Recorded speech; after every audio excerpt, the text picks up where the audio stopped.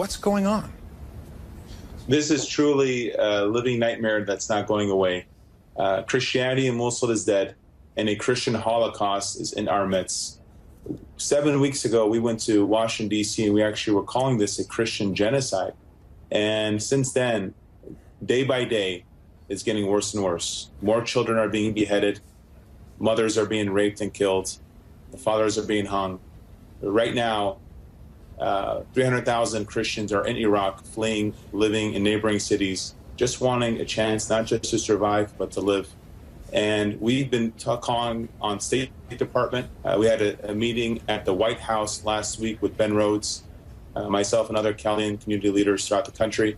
And what we're saying is folks should follow France's lead. They should offer asylum. The world community should come together. We've had tremendous success in Washington with Congressman Juan Vargas authoring H.R. 683. I want to go back. Forgive me for interrupting. I want to go back to something you said, because the atrocities committed by ISIS are well known, but still you're startling me with the severity of what you're describing. You say they are beheading children?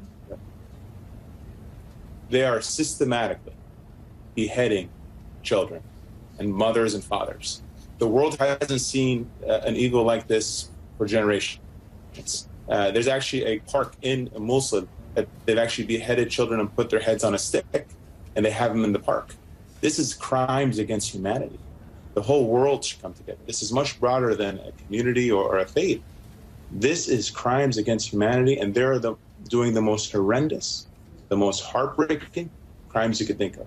Now, I want to ask you specifically about what happened in Mosul, because it was widely reported that when ISIS took control of Mosul, which, depending on how you do the numbers, is the second largest city in Iraq, they gave Christians an ultimatum, which would be to convert to Islam, to pay a fine, or, in their phrase, death by the sword. It's very clear they are killing people, but are Christians managing to escape by paying a fine? Are the ones who cooperate, at least, assured of any safety? Sure. So the letter that they sent out with those three items, they did ask to pay a fine, but they're actually, after they pay a fine, they're actually taking over their wives and their daughters and making them into their wives. So really it's convert or die, face death by the sword.